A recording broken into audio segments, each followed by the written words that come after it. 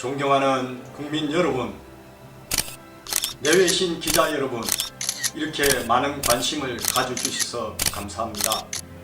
대한민국 20대 대통령 선거 자영업자당 후보 서인수, 국민에게 필요한 실천 가능한 공약 15대 공약 게임 체인저 발표하겠습니다.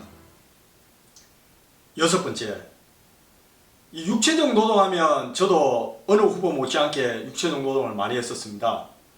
특히 저는 7, 8살 때 채석장에서 근무를 했고 국민학교 1학년 때부터 6학년까지 일을 했었습니다. 진심으로 일을 많이 했었습니다. 중학교 때는 식모살이를 하면서 3년 동안 여러가지 일을 했고, 고등학교 때는 일이 좋아서 야간 고등학교 다니면서 고등학교 1학년부터 3학년까지 수많은 직업을 가져왔었습니다. 심지어는 대학교 다닐 때는 농산물 지점도 했었습니다. 이거 보니까 이 KBS의 그 꿈의 무도에 노래를 해야 되는데 제가 오늘 처음 이렇게 미소를 띄워봅니다. 하지만 노래를 잘 못해서 거기에는 못 나가고 있습니다. 예. 그리고요, 제가 대통령이 되면 외국인 근로자를 3년 안에 축소하고 내국인 근로자로 다 그렇게 바꿀 자신이 있습니다. 청년, 중년, 실업자 해소를 완벽하게 해내겠습니다.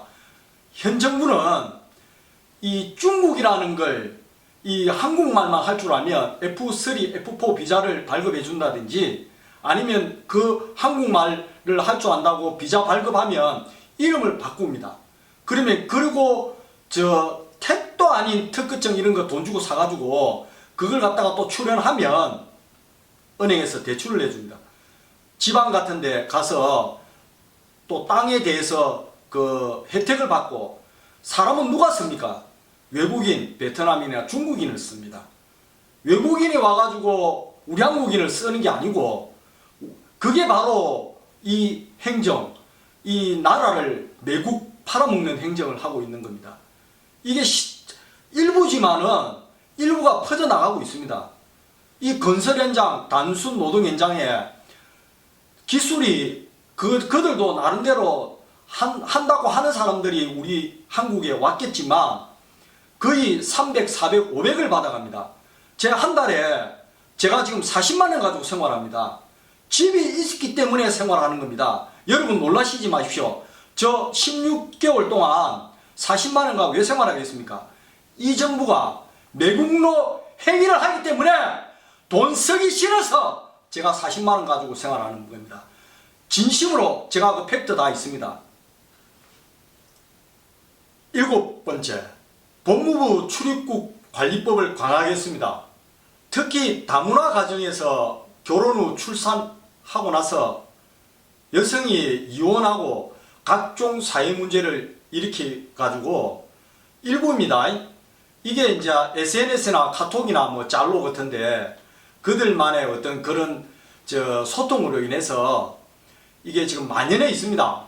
여러분들, 제가 그런 걸 지금 뭐 보고 듣고 얘기하는 게 아니고 실제적으로 제가 알고 있는 겁니다. 제가 15년 전에 결혼정보회사를 한 수개월 했습니다. 그래가지고 배너 광고도 많이 하고 또 친구에게 그 결혼 거기 시켜가지고 지금 딸을 둘이 낳고 살고 있습니다.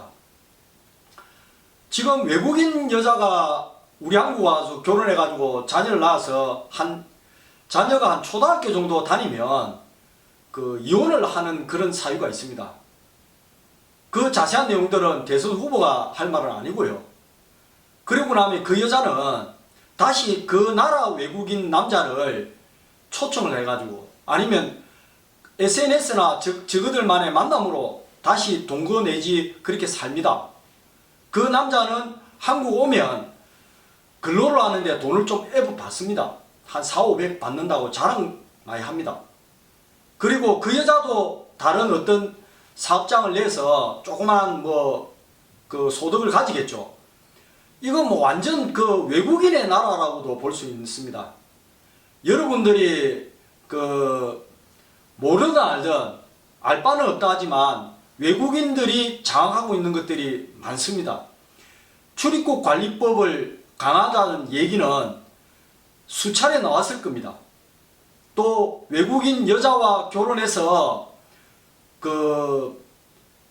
이게 어떤 공영방송에서도 감성팔이를 하더라고요. 인권이 어떻다 뭐 이런 아주 정말 100가지 문제 중에 두세 가지의 어떤 문제를 확대 재생산시키는 걸 보고 야, 이 나라는 정말 대통령도 바뀌고 정부도 싹 다 바뀌어야 되겠다는 생각이 들었습니다. 8번째, 이 출산장려 정책에 대해서 돈을 꽤 많이 쓴 걸로 알고 있습니다. 여러 정부를 거치면서 지금 출산율이 계속 떨어지고 있는 뭐 여러 가지 요인은 있습니다만 그것 또한 정부들이 잘못한 정책 때문일 수 있습니다. 실제적으로는 자녀를 출산할 수 있는 그런 분위기 조성이라든지 사회 인센티브가 굉장히 약한 부분이 있습니다. 뭐 지금 이제 자영업자에 대해서 촘촘하고 뭐 이런 두툼한 그런 어떤 뭐 지원을 해준다든지 보상을 해준다고 대대적인 뭐 선전은 했습니다만 제 같은 자영업자도 돈을 못 받는데 하물며 출산율을 올린다는 그런 것도 참 허구입니다. 거짓입니다. 저는 그렇게 봅니다. 그래서 이 정부는 두 번 다시는 생겨나지 않아야 될 정부라고 저는 생각합니다. 정말 아마추어도 이런 정부가 없습니다. 진심으로 하는 이야기입니다. 그러면 지금 인센티브 제도를 어떻게 할 거냐? 공무원이나 국영기업체 아니면 일반 기업체에서라도 자녀가 한 명 있는 거 그러면 승진을 좀 시켜준다든지 뭐 지금 급여 같은 경우는 자녀 공제를 해주고 있지만은 그리고 뭐 번치금을 낸다든지 자기 피치 못할 사정에서 잘못을 저지르면 뭐 형을 낮춰준다든지 이 사회적으로 우대해주는 그런 정책 아마 세자녀 같은 경우는 뭐 50% 주차 이런 거 옛날부터 했지만은 그런 것보다 실질적인 게 많이 필요합니다. 그래서 제가 주택을 갖다가 평당 4,500만 원대 한다는데 어떤 사람이 반론을 할 것 같습니다. 그렇게 못 짓는다고. 크레인 값이 얼마인데. 크레인 국가에서 지금 이제 쓸데없는 돈을 너무 많이 쓴 거에 대해서 주택집을 짓는데 평당 4,500만 원 나오지 않습니다. 사람 그렇게 건설할 때 처음 기초공사부터 해가지고 지을 때는 사람이 그렇게 많이 들지 않습니다. 장비 좋고 월등하고 정말 첨단 장비를 쓴다면 집이 굉장히 멋지고 튼튼하고 잘 지을 수 있습니다. 그걸 왜 기업체에다 맡기냐고요. 건설업체에 맡기고 NH에 맡기고 도시공사 앉아서 탁상 공론하는 공무원들에게 돈을 주냐 이 말입니다. 똑똑하고 정말 열심히 할 수 있는 사람들 진짜 많은데 말입니다. 9번째, 이 부동산 중개사를 국가공무원 별정직으로 제가 제안합니다. 그 이유가 뭐냐면요. 우리가 지금 이제 현 정부 들어서 한 20여 차례 부동산 정책을 냈지만은 굉장히 계속 가격이 올랐던 이유는 한 몇 가지 있습니다. 그건 제가 자세하게 알고 있지만은 그건 여러분들도 아시니까 넘어가겠습니다. 제가 제시하는 이 부동산 요인 중에 일부 부동산 중개업자가 자기가 한 건물을 소개한다든지 지인을 통해서 그 건물을 사면 한 3억 정도 샀다고 예를 들어서 얘기하자면 한 8억, 7억 한 몇천에 내놓습니다. 사고 나서 한 5, 6개월도 안 돼서 그렇게 내놓습니다. 그럴 때는 3억 주고 사가지고 은행에 저축은행이라든지 일반 은행에다 대출을 내서 그 이자를 결국은 그 세입자에게 부담을 시킵니다. 나가라 이거죠. 그런 게 비일비재합니다. 그렇게 되다 보니까 전세금도 올리고 월세도 올립니다. 점포세라든지 임대집을 그런 식으로 올려가지고 자꾸 가격을 올리는 요인을 만드는 그런 매국노 행위를 하는 게 일부 부동산 중개업자입니다. 그런 중개업자들을 저희들은 별정직 공무원으로 이렇게 채용해서 그냥 정해진 봉급을 받는 그런 사람으로, 그러니까 나쁜 정신력을 공무직으로 만들어서 순화시키고 싶습니다. 그런 제안을 드리고 싶고요. 이 아파트 시세를 부추기는 것은 너무나 잘 알고 있지 않습니까? 그래서 이 사실상 부동산 자체 그 공중개사를 사실은 없애도 됩니다. 그 없애는 시스템이 있는데 이 제가 표를 의식해서 제가 당선돼야 되니까 거기까지는 안 건들지만 제가 당선이 안 된다고 생각한다면 다른 대통령이 되시는 분은 이 부동산 중개업을 아예 그냥 그 공무원이 할 수 있습니다. 동사무소라든지 동사무소의 공무원 분 중에 급습함 해보세요. 바쁜 공무직도 있지만은 앉아서 정말 편하게 머리 식히고 있는 공무직이 좀 있습니다. 예. 그래서 그런 공무원을 이 부동산 소개하는데 시스템을 만들게 합니다. 어느 집, 어느 건물, 공무원이 잘 알아야 되지 않습니까? 공무원은 3년마다 이렇게 직책을 다 바꾸잖아요. 그런 직책을 바꾸더라도 한 직책은 오랫동안 두게 해가지고 거기에 사진을 찍어가지고 요즘 시스템 좋지 않습니까? 뭐 다방 이런 데라든지 이런 특정 그 중개업에 대해서 제가 말씀드린 거는 사과드립니다. 거기 이런 데 들어가 보면 집에 대해서 시세표, 연도, 그리고 상태를 사진을 다 찍어 자세하게 올리면 그 중개로 공무원이 왜 공무원 중개로 받을 수 없지 않습니까? 그럼 중개로 그 세입자 그 매도자 다 안 받고 그게 세금 내고 공무가 하는 일이 아니겠습니까? 이렇게 밝고 미래지향적인 사회를 만들어야 되는데 왜 이렇게 행정 자체가 썩어 문드러지는, 그래서 제가 대통령 후보로 나오게 된 겁니다. 열 번째는 제가 이게 참 좋아하는 겁니다. 제가 이거 일하는 걸 굉장히 좋아하는 사람입니다. 이 정부가 제가 이게 앞만 보고 옆만 보고 이렇게 살아왔는데 이 코로나라는 이걸 정말 자율화 만들 수 있고 일을 계속 할 수 있게끔 되어 있는 이런 시스템을 이 통제라는 수단으로 잘못 걸어온 거에 대해서는 뼈저리게 느낄 겁니다. 이거는 역사에 기록돼야 될 그런 상황입니다. 통제방역, 보건이라는 어떤 그런 그 테두리 안에서 다른 국가가 몇 명 죽었니, 발생이 어찌됐니, 대만 한번 보세요. 대만이라는 나라는 우리에게 그 경쟁의식을 갖고 있습니다. 그 기질적인 그런 게 있겠죠. 민족성이라든지. 예. 그런 나라를 비교하지 않고 그 인구수가 고작 5천만 명밖에 안 되는 이 한국, 이 남한을 가지고 그 2억 몇십억이 되는 그런 인구에 비교한다는 건 그거는 참 잘못된 그런 행정입니다. 지금 근로시간 유연화 그리고 이 임금에 대해서 저는 그 자율화하는 게 정말 필요하다고 생각합니다. 이걸 누가 만들었냐? 이제 강성노조라든지 아니면은 모 정당들, 그 약자들 있지 않습니까? 뭐 유권자 표는 갖고 있는데 그런 사람들을 이렇게 감성을 건드려서 최저임금을 자꾸 올렸습니다. 제가 요 표를 잠깐 보여드리겠습니다. 예. 요거 지금 이제 수세미 하나 만드는데 그 한 30분 40분 걸립니다. 요 한 개 팔면 2,000원 3,000원 팝니다. 재료값도 들어가야 되겠죠. 그럼 1시간 정도 일하면 5,000원 4,000원 벌밖에, 그래서 3,000원을 벌니다. 하루 종일 해봐야 돈 얼마 안 됩니다. 이걸 비교해서 하는 이야기입니다. 뭐 비눗강을 쓰든지 뭐 그릇을 씻든지 이 수세미가 그렇고요.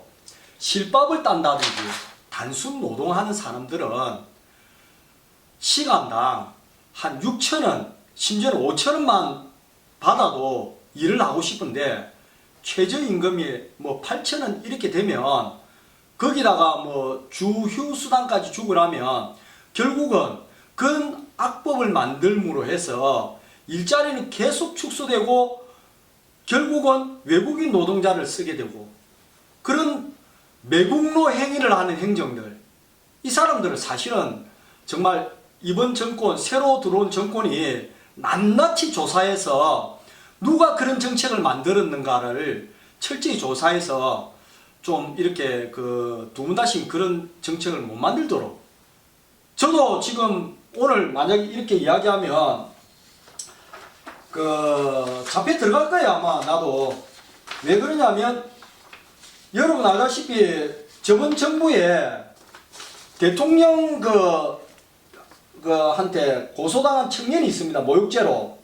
그래 6개월 만에 거기 대변인실에서 고소 취하를 했답니다. 저는 그런데 정당이라고 어느 정부라고 얘기했지 누구를 지칭하지는 않습니다. 정확하게.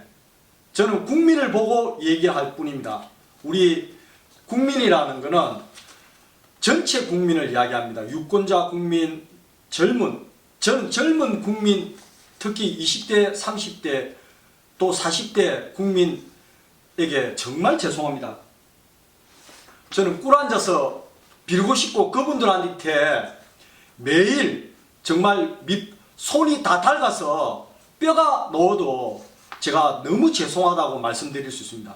제가 아무리 열심히 일하고 노력해도 그분들은 기회조차 주지 않게 한 우리 특히 제 나이 1964년 지금 현재 있는 우리 모 정당 후보 이런 사람들 정말 제 정도 저보다 10배 정도 뛰어나야지 후보가 되는 겁니다. 제 정도 경험에 10배 정도 하셔야 후보가 되는 건데 그런 사람들 후보 자격 없습니다. 정말입니다. 저도 후보 자격 없는데 그런 사람을 찍어준다는 것은 여러분 진짜 내가 잘못됐습니다. 계속 이어나가겠습니다. 제가 왜 이런 이야기를 드리냐면 이게 미 FTA의 한국 진단키트 사전 승인 알고 보니 외교부의 가짜뉴스 이런 짓을 2년 전에 2020년 4월 15일 선거 불과 20일 남가두고 이런 식으로 선전선동했다 이 말입니다. 그래가지고 이 진단키트가 안 듣는다는 거 아닙니다. 듣습니다 여러분. 지금 이제 군함 있지 않습니까? 얼마 전에 파견 나간 군함 쪽에 제가 지칭해서 아니고 그 군함 안에 80명의 진단키트를 내보니까 거의 80% 정도 진단키트가 맞았습니다. 간이 진단키트. 지금 신속 진단키트 항원체류가 엄마된다는 거. 진단키트를 전 국민에게 제가 나눠주자고 3월 20일 날쯤 제 개인 유튜브에다가 거기 코로나에 대한 것만 4편을 찍었는데 지금 다행히 그런 게 다 무시하는 바람에 이 모양 이 꼴 됐지 않습니까? 그리고 또 제가 이렇게 후보로 이렇게 나오게 된 어떤 계기가 됐지만은 저는 후보로 나와서 제가 얼굴이 알려지고 유명해지길 바라는 게 아닙니다. 국민이 깨어나길 바라는 겁니다. 그래서 얻은 게 이게 뭡니까? 이런 정치 장난이 어디 있습니까? 아니 아무리 생각해 보십시오. 이 당을 쪼개가지고 이 비례대표를 갖다 미래한국당, 국민의당, 더불어 시민당 이런 식으로 300석에 대해서 쪼개가지고 장난치는 이 원인 누가 먼저 만드는 당인지 우리 공부합시다. 생각만 해도 정말 열불나는데요. 그리고 지금 제가 어떤 이야기가 제일 또 하고 싶냐면 이 건물이 병원입니다. 이 부산 중앙동의 모 큰 병원인데 여기다가 모 정당의 1번이라고 굉장히 큰 프랭카드를 만들었어요. 여기가 지금 이제 병원 그러니까 요양병원인데 이걸 가지고 병상을 만들어서 이 안에다가 보건소에서 하지 못하는 검사를 한다든지 아니면 입원을 한다든지 꼭 어떤 시설에 있는 것보다는 제가 이런 식으로 하는 이런 정당 정말 더불어라는 건 우리가 공산주의가 사회주의가 만들었던 글자가 더불어입니다. 공부 좀 해보시면 더불어라는 게 무슨 글자라는 걸 알 수 있을 겁니다. 저도요 자는 잠에 죽었으면 좋겠습니다. 이 대장검사 대장만 이야기 놓으면 한 2명 죽었다니까 저도 이 대장 이야기를 하고 싶습니다. 지금 이제 어떤 강성노조라든지 이런 사람에 대해 겁을 내는데 정부들이 겁내지 마세요. 아니 정치할 사람이 죽음을 두려워해서 정치하면 되겠습니까?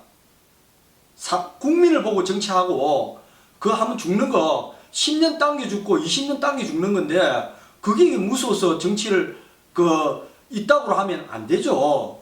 또 그리고요 정치를 해가지고 우리가 잘못됐을 때 저는 이번 국민투표 때 투표를 국민투표에 하나 더 붙이고 싶은 게 하나 기표가 길지 않습니까? 1번, 2번, 3번, 5번, 0번, 1번, 2번, 3번, 4번 제가 이제 0번이니까 그 한 장 하고 또 한 장을 딱 노란색이든 파란색이든 흰색이든 한 장을 더해서 현 정부가 잘했다 못했다 이렇게 투표를 해가지고 잘한 거에 대해 가지고 기표를 하고 못한 거에 기표해 가지고 잘한 거면은 그냥 연금이라든지 예우를 해주고 못했다고 국민투표에 찍으면 그 사람은 한 징역 3년 잡아야 됩니다. 그런 식으로 국민들이 판단을 한번 할 수 있게끔 그래야지 다음 정권들이 보다 나은 사회를 만들려고 하지 그냥 대통령끼리끼리 놀다가 나중에 국민에게 심판받는 그런 정치를 그런 투표를 좀 만들었으면 좋겠다라는 말씀을 드리고 싶습니다. 그래서 투표를 할 때는 투표함을 이 파티션 있지 않습니까? 우리 대통령께서 여기 백신 맞을 때 파티션 뒤에서 하대요. 파티션 밑에 요쪽에 이렇게 파티션을 요 정도 가려가지고 여기가 투표함 둡니다. 여기 투표함. 그래서 앞에 이제 이렇게 정당들이 지켜보겠죠. 그럼 투표함을 여기 두 개에다가 1번, 2번을 해가지고 1번, 2번 있죠. 여기다가 봉투에 넣는 겁니다. 그러면 1차 투표할 때 봉투가 갈리잖아요. 보통 1번, 2번이지 3, 4, 5, 6번 찍는 거는 자기가 대통령 하면 나가고 다음 대통령을 위해서 나오는 거지 우리 1, 2번 사람이거든요. 대통령은요. 나머지는 천없어도 대통령 되기 힘듭니다. 그러니까 1번, 2번 함을 만들어 가지고 그 안에다가 넣게끔 그 분류작업도 전사라 하지 마십시오. 미국 같은 경우는 일주일 걸립니다. 우리 한국이 뭐가 그리 급하다고 5년 동안 일할 대통령을 가지고 한 몇 시간 하루 이틀 늦으면 어땠어요? 그래서 그 내용에 대해서는 제가 다음 영상이라든지 자세하게 이 4.15 부정선거 이 책자를 제가 한번 받았는데 김영철 저자님께서 만들었더만은 팩트 있게 잘 만들으셨더라고요. 저는 한 국민으로서 우리 국민 여러분에게 존중하니까 사실대로 말하는 거지. 제가 자영업을 하면서 책자를 이렇게 하나 만들 때요. 저희들은 이게 다 OEM으로 제 브랜드로 합니다. 하면서 제 개인 소개도 하고 이 내용을 다 책으로 씁니다. 그럼 자영업자분들이 안 읽어봅니다. 이 책을. 글자 많으면 안 읽어봐요. 그리고요. 2011년에 제가 책자를 만들면 이 책 한 권이 160만 원 정도 됩니다. 이게 책 숫자를 많이 해가지고 그럼 2012년도에도 이렇게 만들죠. 책을요. 13년도에도 이렇게 책을 만듭니다. 이제 조금씩 업그레이드 되지 않습니까? 그러면서 이 책자가 만들어지면서 책자 소개도 제가 좀 합니다. 하면 2015년도 그런데 2016년도 17년부터 이 자영업이 안 되기 시작하는 거예요. 자영업에 저는 제로상을 하고 OEM을 받고 공장에서 어떤 제품을 만드느냐 이런 거 개발 연구도 다 하고 하지만은 요식업이라고 하면은 식당, 주점 이런 곳이 2017년, 18년부터 좀 어그러지기 시작했어요. 약간씩. 그리고 18년도에 심해다가 19년도에도 힘들었습니다. 그러다가 19년도에 다 팔았어야 될 이제 그만해야 될 업장들이 2020년 1월 그때 이제 우한 바이러스가 시작됨으로 해서 권리금 3억, 2억 1억 그 정도 주고 들어간 사람들이 2018년 뭐 17, 9년 정도에 19년 이런 사람들이 발목을 못 빼고 손해를 무진장 많이 봤습니다. 그러니까 이게 안 되는 쪽이었는데 이제 재난지원금을 뭐 주지 말자는 이야기 아닙니다. 저는 국가 돈을 주게끔 만들었지 않습니까?